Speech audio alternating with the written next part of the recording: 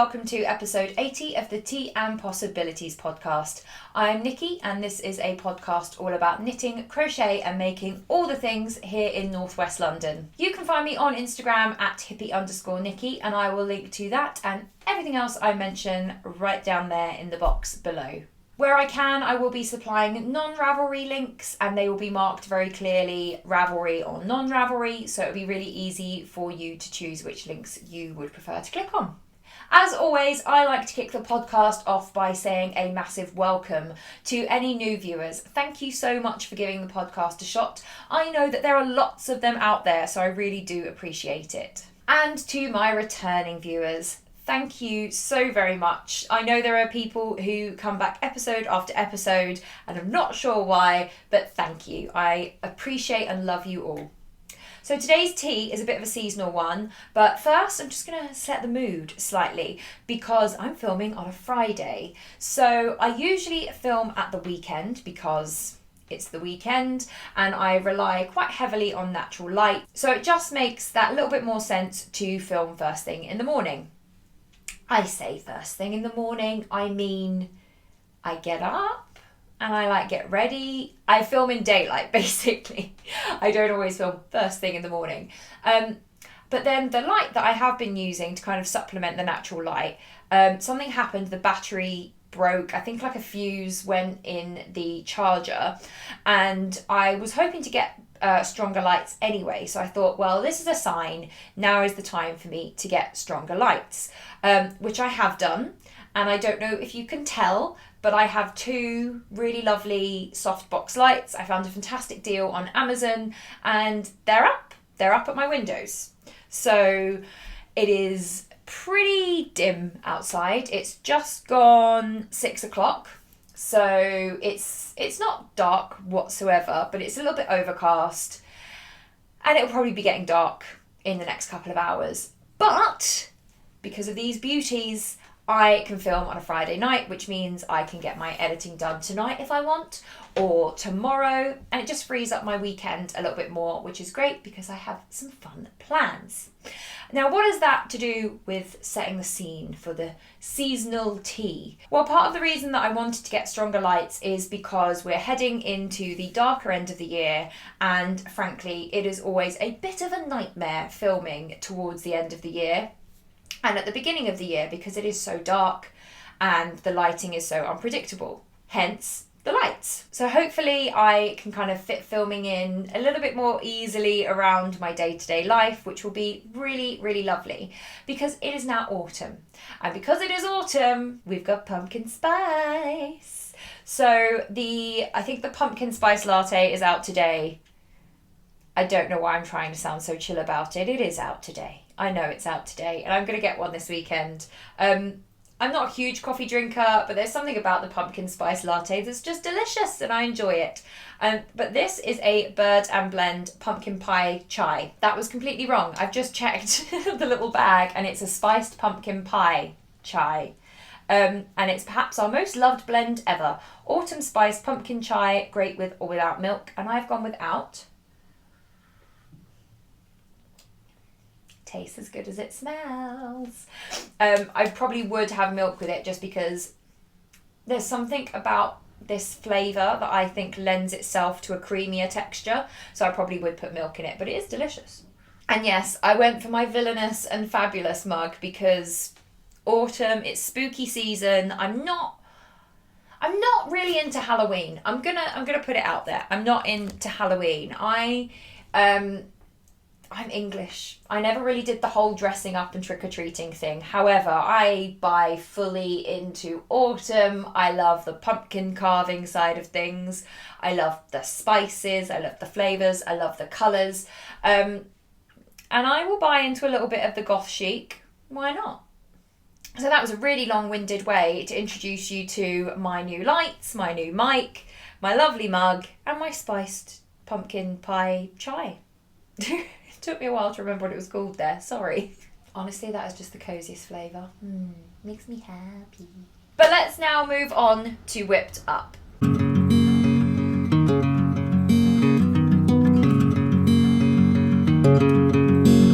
don't know if you can hear it, but it is so windy today. So I think between that and the like pumpkin spice chai, it's just feeling very cozy and autumny. I'm wearing a knitted dress. So yeah, it's feeling good. I like it. Probably don't start a drinking game where you drink every time I mention pumpkin spice. Don't. We're far too basic here. I will be saying it a lot. Well, it was bound to happen after last episode where it was just non-stop foes. Foes left, foes right, foes all over the show. It was faux heavy. It's not so much this week. I'm always honest. I try to be as honest as possible about the highs and the lows, and I'm going to be really honest with you now. I nearly didn't film today. And the reason I considered not filming is because I only have one thing to share. I'm going to talk a little bit more about this in Knit and Natter because the Quarren Coaster is a real thing and we are having a lot of ups and downs with the COVID-19 situation here in London. So I'll talk about that a bit more later. But suffice to say, it has been a pretty changeable time and I have been struggling, seems like a strong word, but struggling. And I have not had the brain space to do very much, frankly. But if I, skipped a week or skipped the next 2 weeks, then I'm not really being honest. And I'm kind of saying that unless I have lots to show, there is no point turning up and having a chat with you guys. And that's not what I want to put out, because I've talked here and I've talked in other videos about the fact that this time, lockdown or kind of isolation that we're going through, this is not the time to pressure yourself. This is not a productivity contest. We are not here to better ourselves. We are here to get through a global pandemic. And if I hide away and go, well, I haven't got enough to show because I've been struggling a bit, then I'm not kind of living up to that. So here I am in all of my one WIP glory, being honest with you. But oh, what a WIP she is. So yeah, I have been working pretty much non-stop on my crochet stripes blanket, my cozy stripes as I call it.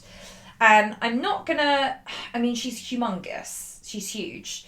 So I'm not going to I kind of have to unravel her completely. This is so big and it's so heavy. I asked my mum to pass it to me the other day and she was like, oh God, what? It's a blanket? Why is it so heavy? So here we go. This is the end I'm working on. Now, I think in the last episode, I can't remember how far down I was. This is Binti, this blue and orange here from Third Vault Yarns. And this is the grey I used on there, and that's the Naive watercolour from Stranded Dye Works. So I know I was around here. So I've done this much in 2 weeks, which is quite a lot when you consider that this is very much double bed width. But yeah, I've done a lot of this. So as I pointed out, we've got Binti, we've got Naive watercolour. Just above Binti here, this is the Adelaide Cottage Reader I Married Him. This, I have no idea what this dark grey is. I think it was just a mini. These were all minis. This was a Nora George mini. Some of these toothier yarns, so this one, and this one, were from my Opal Advent calendar literally years ago now. So I'm just getting through those. And I also cracked into my Destination Yarn, I think they were called Postcards, which is such a great name for the minis. And I picked up a San Francisco themed set when I went to Stitches West in 2018, and I'm only just using them. So this greeny blue here, this is one of them. I can't remember what it's called off the top of my head. I think this one here, the kind of orangey with the cream and the grey, that's Golden Gate. And this one here, which is this dark burgundy purple and this bright grass green, is, I believe, Napa Valley, I think. I'll have to have a look on their website and try and figure out what they're called. So I'm breaking into sock mini sets that I haven't touched in literally years, and I'm just caning through this. I put it on my bed last night, and no, actually, I put it on my bed middle of the week, and it kind of came just below my pillows. And last night it came just up onto my pillow. So I'm going to finish the current little mini that I'm working on now, which I can't find. Here it is. So I'm going to get this one in. I love this one. This is Fine Fish Yarns. Again, it was a mini sock set. Sorry, a minis of sock weight yarn from Fine Fish from Fibre East last year or the year before. Probably the year before, because I don't think I went last year because I went on holiday. What is time? I'm really struggling to remember when things happen, even if they happened yesterday. But I love this. It's a very kind of mint choc chip ice creamy one, and it's going in after my most recent opal one. I think I've done a few. Yeah, I have.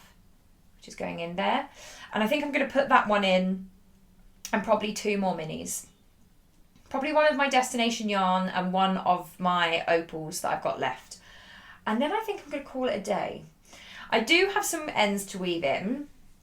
So about halfway through this, probably more like 2/3, I moved from using the magic knot because one popped, which I think is probably because the dog was sat on it, and I think she caught it with one of her nails, and it was just bad luck. But it scared me enough that I decided to go over to the clasped weft join, which I can't say. It's the new West Yorkshire Spinners, isn't it? And that has been great. And mostly I have crocheted over the ends, but you know, there are a couple that are sticking out. Like, hang on, there's one. I've spotted one. There's one here. Don't know if you can see that. Just that little end. So it's just a case of tucking it away or trimming it. I'm so excited to have this finished. It's going to be so nice. It is going to be so nice. It's going to be so warm and just cozy and delicious all winter, because this house gets so cold because we don't have central heating. So this is a must finish. I started this in December 2017, and so this has been on the hook for nearly 3 years. I don't know why that took me as long as it took to work out. But yeah, it's been on the hook for almost 3 years, and I'm determined to have this finished in the next kind of couple of weeks. So hopefully on the next episode you will see this as a finished object. But yeah, because it's so simple, because you've seen it every now and again, you know, fairly regularly for the past 3 years, I thought I can't share this. I can't say this is all I've worked on. But this is all I've worked on. And the reason it's all I've worked on is because the only other thing to hand is my Kerry Town, and frankly, this is near completion and it's easy. And those 2 things at the moment are really what I need, frankly. It's easy to go back and forth on this and watch programs or listen to podcasts. It's not going to annoy me because I've miscrossed a cable. It's very straightforward, it's very mindless, it's beautiful, and it's also full of memories. You know, like I put in these San Francisco yarns, and I remember going to my first Stitches West with work, and I put in the Fine Fish yarns, and I remember going to, maybe it was Unravelled. I don't remember what the show was. I just remember I went upstairs and I remember talking to people and seeing people, and that's what I remember more than what show it was. You know, and it's just nice to have these memories and, you know, to see the ends of things that I've knit into socks, and it's just nice. It's just, we just need a bit of nice sometimes, right? So if you are looking for something simple and easy over the next few weeks, months, however long you need it for. If you're looking for something that's good to work on while you're watching the Great British Bake Off, which was back this week, and I'm here for it. Like, honestly, between the pumpkin spice and the Great British Bake Off, autumn is here, baby, and I am here for it. but it's excellent for that, is what I'm trying to say. And you bet that I worked on it while I was watching that. I had the best time. It was great. Happy days. But before we go into knit and natter, I do have some coming up plans. So obviously when this is finished, I will be working on the Kerrytown. I promise I will work on it. But Amy of Stranded Dye Works and the Stranded podcast does have the Festive Sock Along. Now, she posted about this the other week. I think it was this week, actually. What is time? And she said, oh, it's starting next week. And I was really confused because I was thinking, but it starts on the 1st of October, which is next week. And I sort of knew that. I knew we were getting to the end of September, but somehow October didn't feel like it was like next week. So there's that. And I love the Festive Sock Along. You know that I have taken great inspiration from Amy. Some might say shamelessly copied. I say have taken great inspiration. And I am knitting myself a set of Advent socks. So 25 pairs for Christmas, Christmassy socks. And this is what I'm working on. And I've got about 5 knit at the moment. So 20 to go. And obviously I was given a pair, so I have 6 in total. And I want to add to that number this year. Now, I'm not the world's fastest knitter at all by any stretch of the imagination, so this is going to take me several years. And I'm not going to stress out about it. It's kind of part of the, run up to Christmas now, which is lovely. So I'm not too stressed about that at all. But I wanted to share with you my plans for the Festive Sock Along. First up is something I can't show you because it's not here yet. Because yes, I ordered the West Yorkshire Spinners Christmas 2020 colourway. It's not my usual traditional Christmas colours, but it is beautiful and it has got some very wintry blues in it, so I'm going to go with it. It's also sparkly, and who can say no to sparkles? I'm going to pair it with this grey. Apparently this is the year where all of my heels and toes are grey. This is Coastal Fog, which is from my Destination Yarn Postcard Minis set. And because it was a semi-solid, I decided that it would be better for heels, toes and cuffs than it would to go into my blanket. I'm not going to risk doing the cuffs in this, so I'm only going to do heels and toes because I'm just not brave enough, frankly. So that I have put to one side to go into my socks. Next up, we have the beautiful poinsettia from Tiny Human Knits, which she sent me as a gift, and it is so pretty. This is like Victorian Christmas colours. I love this. It's so gorgeous. And I know from doing the Dundee Knit Rainbow that I can get a full pair of socks out of the 50 grams if I do the heels, toes and cuffs in a contrast colour. So I'm going to have a route through my stash to find a really nice contrast colour. And it won't be a mini because I do need to do the cuffs as well, because if you remember with my Dundee Knit Rainbow socks, I had a little bit left over that I wound off to make the stripes line up so they were a properly matching pair, and then I needed that little winded off bit to add to the toe of the second sock, so I definitely need heels, toes and cuffs. And I really do think, looking at this red, I've got a West Yorkshire Spinners solid red, and I think it would be perfect. Where have I put that? I don't know where I've put that. Pretty much all my stash is in here, but some of my stash is in a tub there, so I need to have a little route around. But that is sock 2. While I was getting out my Tiny Human Knits poinsettia skein, I came across another skein that I had completely forgotten I owned. Fab Funky Fibres. This is Mr. Smith. I don't get it. I don't know what the reference is at all. But isn't that Christmassy? It's all greens and reds and yellows, and it just screams Christmas. So this is going to be another Christmas sock. And again, I think they could both use the red from West Yorkshire Spinners. which is quite funny because they're very different. This is traditional Christmas and this is modern Christmas. So yeah, I have plans for 3 Christmas socks for the festive sock along and for my sock drawer, which will bring me up to 9. Doesn't sound like much, but that's a lot of socks when you consider, and I feel like I say this every time I talk about socks, show a sock, or anything to do with socks, when you consider I wasn't actually knitting socks up until a couple of years ago.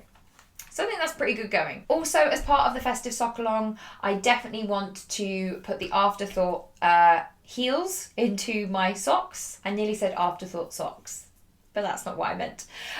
So I will have another pair completed, even though it won't count as like a sock that I've knit. So that's pretty cool. So yeah, I'm really happy with that. I'm excited for the festive sock along. It's going to be a lovely thing to take part in. I love it every year. I love my festive socks. And I'm excited. And of course, I will be sharing that in a separate video when I do my Afterthought heel and when I do the provisional cast on for my litmus cow. Now that I have these lights and I don't have to worry about doing it in daylight, it'll come. But you know, life is what it is at the moment, and it'll come when it's ready, when I'm ready, when I have the brain for it. One last thing before I jump into Knit and Natter. I have had pretty much the majority of the prize winners for the Summer of Socks Cow contact me either on Ravelry or Instagram, but there are a few people who haven't. So if you haven't watched the last episode, I recommend you go and have a nosy and see if you won, because there are prizes waiting for you. So just saying, you might want to go back and check that out. But now let's move on to Knit and Natter.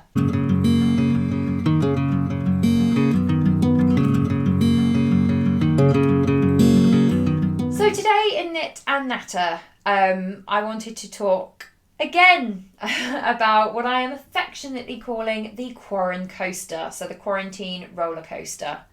I'm going to need my tea for this. So, for those of you who don't know, if you're outside of the UK, we had an announcement earlier this week where we're seeing a rise in cases and we are seeing some tightening of restrictions. We are not in lockdown currently, but we are seeing a tightening in restrictions. And I am sure I'm not the only one who wonders if a second lockdown is coming. And I wanted to talk a little bit about that because today I came across a really beautiful post on Instagram, which I shared in my stories, and I will link down below for you to go and read it in its entirety. But it was really interesting, and I've got it here, so I'm going to just share it with you very quickly. It's from Dr. Aisha Ahmed, and she mentioned that the 6-month mark in any sustained crisis is always difficult. And this is a very normal kind of slump to have. And I'm massively paraphrasing because it's an incredibly eloquent post and I think it would be much better for you to read it in her own words. So as I said, I will link that just down below. But it was really reassuring to find that this point in any crisis is normal. I've noticed quite a lot of my friends and my colleagues are really feeling it at the moment. And it's hard. It's really hard. And for me, that has kind of manifested as where I was getting back into exercise. That has gone. And I'm not really sleeping super well. I am somebody who sleeps amazingly well normally. I'm one of those really awkward people. I can sleep anywhere and everywhere. If it moves, I snooze. If it's a car or a bus or a plane or a train and it's moving, my body goes into nap function. Like, that's just what I do. And so not being able to sleep well is really alien to me and is a sign that I am quite anxious. So it was a relief to discover that it's not me being, you know, weak in any way or failing in any way. This is a perfectly normal thing to go through. And because it's a global pandemic, there's not really an escape. You know, we just have to ride this wave. And she talks in her post about how it will pass. You just have to be gentle with yourself. Now, I've talked before about the fact that I struggle with lockdown because I really don't like feeling trapped. I don't like feeling like I can't get out of a place or a situation. It makes me very uncomfortable. And that's why I struggled with lockdown, because I couldn't get out and there was nowhere to go. So what I have decided to do is prepare myself.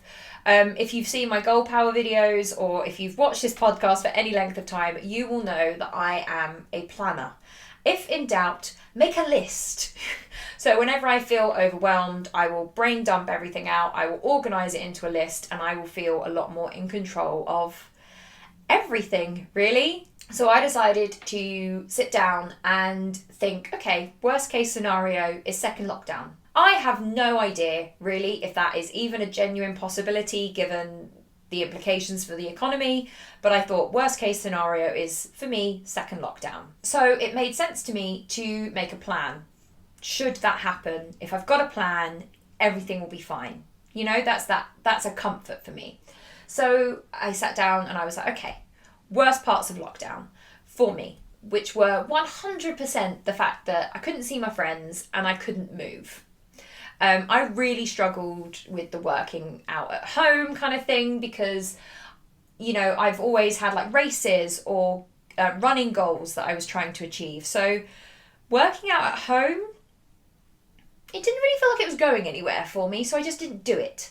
And I've fallen off again recently when I was trying to get back into it, partly because I was like, wow, I'm really unfit, and that was kind of demoralising. I was also really sad about the fact that I couldn't read, really struggling with the reading. Don't know why, I just don't have the concentration for it, really. And then I wrote down things that were fine or even good. So, for example, I've managed to save an awful lot of money because I have been incredibly lucky to be living at home. So my rent is incredibly low. I have still got my job. So I have managed to save a lot of money, which is great, which is fantastic. And, you know, I started to make new videos for this channel and things like that. So there were things that weren't horrible. There were good things. And then I went, okay, so how can you get more of the good and how can you overcome what was bad? You know what didn't work last time. How can you fix it? So something I'm looking at is doing some YouTube exercise challenges. So Chloe Ting, I think, is huge at the moment, and she does like these 2-week ab challenges or 35-day challenges. There are some yoga challenges with Yoga with Adrienne. She does like monthly, daily yoga challenges. And I think I'm a lot more goal-oriented than I ever thought. So if I can go, I'm committing myself to a 2-week ab challenge, boom, then I have to do it. I'm committing myself to 1 month daily yoga challenge, boom, I'm much more likely to do it. And I 100% need that movement for my mental health. It just makes me feel so much better, and I feel awful when I'm not moving. In the meantime, I will continue going to the gym. I say continue, I have not been for 2 weeks. I will be starting back at the gym. I will be starting back, trying to get my mileage back up. Honestly, I fell away from the gym again because I just had this feeling. I was like, second lockdown's coming and the gym's going to shut again, so why am I even bothering? So it was almost like I was trying to save myself from the disappointment of losing my fitness, because if I started to build my fitness up again and then the gym shut and I lost it, that would be worse than just waiting until it was going to be open permanently. I don't know. I think that was subconsciously what I was after doing. So yeah, I'm doing what I can now to prepare myself for the worst, which is helping with my mental health now. The last 2 nights I have slept so well, which is fantastic. And it's, I think, because I got all this worry out onto paper and started figuring out a plan. You want to be able to work out? Cool. How are you going to do that? So there we go. That is your very, very honest update. It has not been easy. It is not easy for anyone at the moment. And if you are going through a real slump, I really recommend you to read the post below, because it honestly just, the relief that I felt was amazing. And you know, even if it's not something you would normally do, maybe sit down with a pen and paper and just get it all out. Get out all your fears about what is the worst that could happen, and where possible, try and figure out ways around it. You know, maybe join me doing a daily yoga challenge or an ab challenge if you're able to, you know. I've said on this podcast, and I've said in other videos, for example, I did a Gold Power video about quarantine. This is not a productivity contest. You know, we all saw at the beginning of quarantine, you know, people going, build your side hustle, learn a language, get fit. And if that's how you get through it, more power to you. But if it's not, all you have to do is get through this. That is all you have to do. And for me, I need to figure out a way to get moving. I need to figure out a way that I can be out of the house safely, because that is what is good for my mental health. So I'm doing the figuring out now, just in case the worst happens. I hope it doesn't, but just in case. That is it. I might do a little video about my kind of prepare for the worst planning. So if that is something you would be interested in, keep an eye out. I think I might do that. It would be cathartic for me and it might be useful to someone out there. So keep an eye out for that if you might be interested. But in the meantime, mask up, stay safe, and I will see you very soon for another cup of tea. Take care.